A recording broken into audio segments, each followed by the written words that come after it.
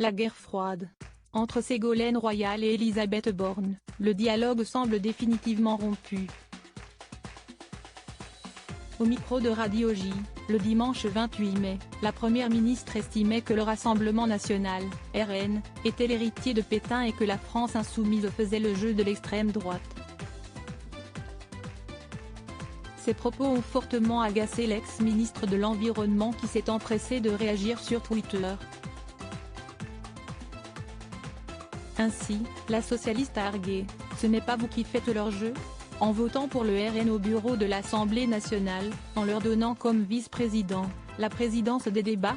Ça a fait mal au cœur de voir ça.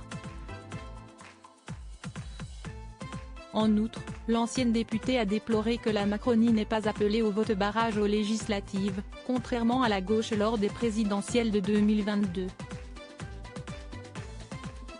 Pour Ségolène Royal, le comportement de la majorité présidentielle est consternant.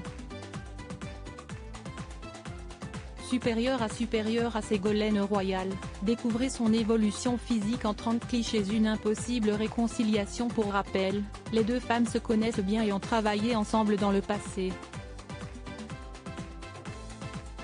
En effet, Elisabeth Borne a été la directrice de cabinet de Ségolène Royal lorsque celle-ci était ministre de l'écologie, 2014-2015.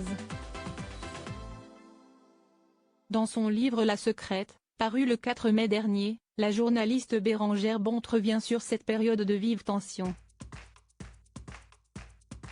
Interrogée par l'autrice, l'actuelle première ministre a confié avoir vécu l'expérience la plus stressante de sa vie avec Ségolène Royal.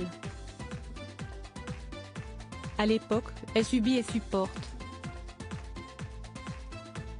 Dans ces situations, certains se protègent et lâchent l'affaire. Elle, jamais, car c'est une vraie dure au mal, expliquait Bérengère Bonte dans une interview à Gala. FR. Pour cette experte, une réconciliation entre les deux socialistes est impossible. Le dialogue est définitivement rompu depuis le dernier jour de leur collaboration, en avril 2015.